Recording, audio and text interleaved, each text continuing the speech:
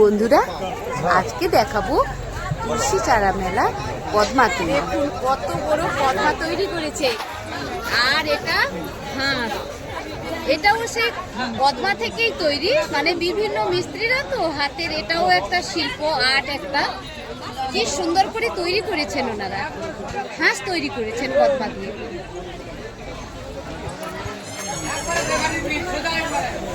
খাওয়ার জিনিস তো, তাই এগুলোকে পলিথিনের মধ্যে রাখা হয়েছে।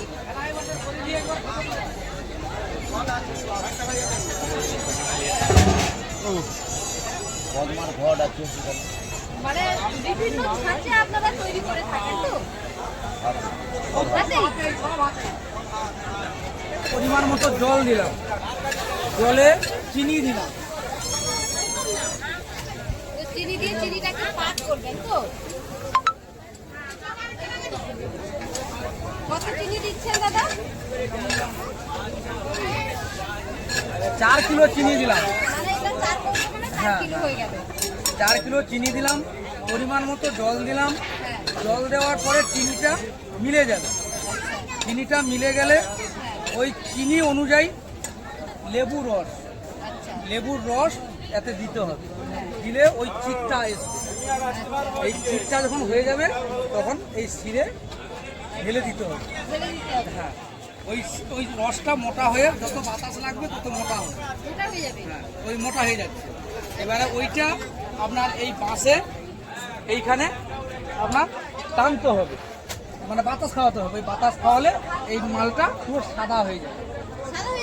হ্যাঁ হ্যাঁ, পুরো সাদা হয়ে যাবে। এইরকম ছোট করে তৈরি করবে, রিল নাই করলে হবে না তো, অত বড় রিল হয় না, হবেই না।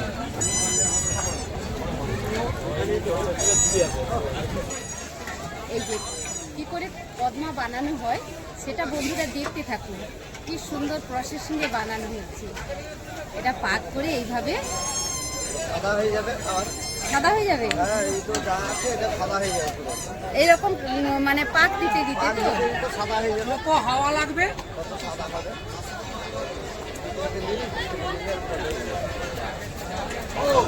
ঠান্ডা হয়ে গেছে তাহলে এখন? না না, এটা অনেক গরম আছে। ও পুরো কাটা যতক্ষণ না হয় ততক্ষণ ঠান্ডা হবে। হাত দেখবেন, গরম আছে? হ্যাঁ, গরম না থাকাটা সরবে কি করে? হাত পুরো লাল হয়ে গেছে এই জন্য। এ পুরো গরমের কাজ। হ্যাঁ, এটাও তো হয়ে যাচ্ছে। হ্যাঁ সাদা হয়ে যাচ্ছে। হ্যাঁ এরকম ভাবে সাদা হবে। পুরো সাদা হয়ে যাবে। চিনির রং যেমন। হ্যাঁ, দেখতে পাচ্ছেন বন্ধুরা কিভাবে পদ্মাটা তৈরি হয়। কি সুন্দর প্রসেসিংয়ে করেছেন ওনারা। আর ওইদিকে পাক দেওয়া হচ্ছে তো চিনিতে উনুনের মধ্যে, তাই খুব ধোঁয়া উঠছে। এই যে দেখুন,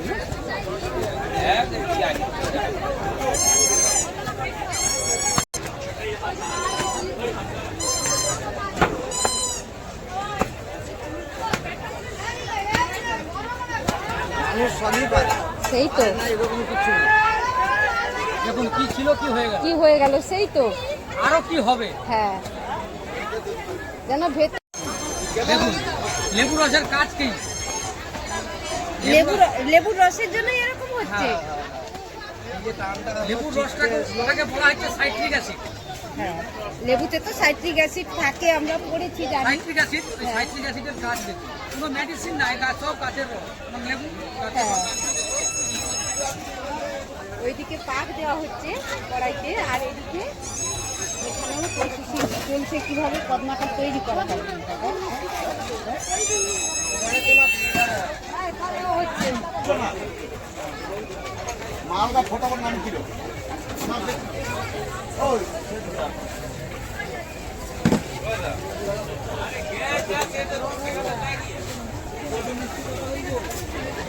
রোল করে নিচ্ছে। হ্যাঁ, পাটাতনের মধ্যে রেখে এটাকে এখন রোল বানিয়ে নিচ্ছে।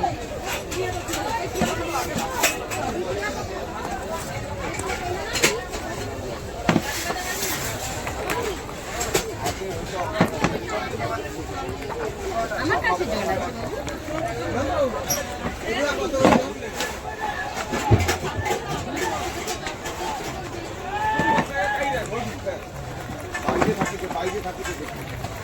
বাইরে থাকিতে সব পরে কথা বলে এটা হচ্ছে শিরাটা তৈরি হচ্ছে, গায়ের যে শিরাটা ওই শিরাটা তৈরি হচ্ছে। তৈরি হচ্ছে।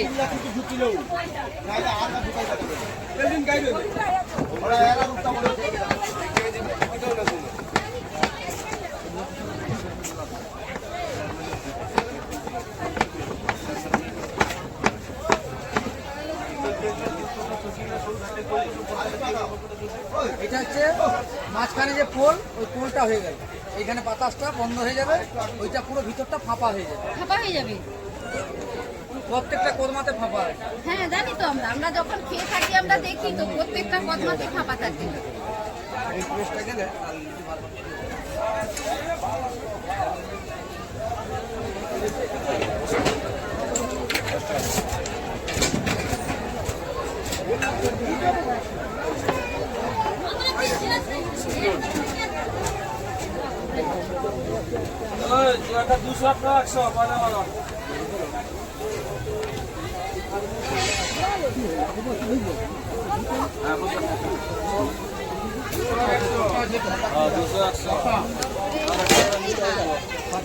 এইটা নেন।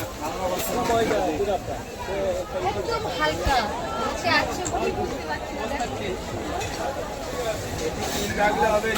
ওইটা খান, দাঁতে লড়াই হয়ে গেল।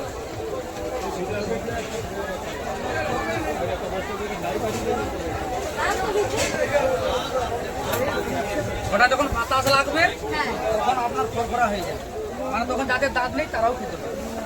আচ্ছা,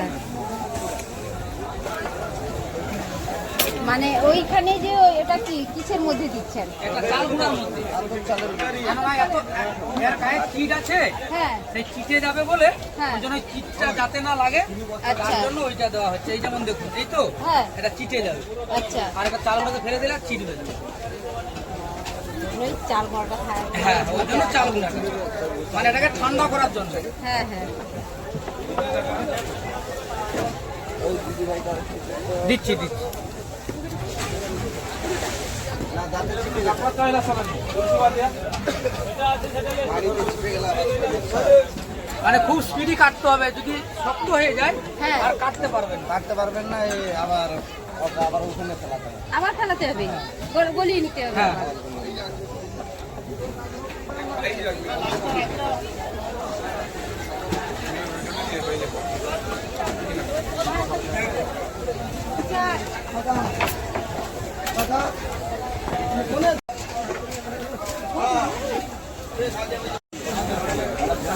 বন্ধুরা, এই যে দাদা আমাকে একটা কদমা দিয়েছেন, গরম আছে এখনো, না ওইটা এটা গরম আছে, হাতে দিয়েছেন, চালগুড়ির মধ্যে দেওয়া হয়নি, গরম আছে তো দাঁতে চিপকে যাবে, তাই এখন খাচ্ছি না, হাতে রেখে পরে খাবো।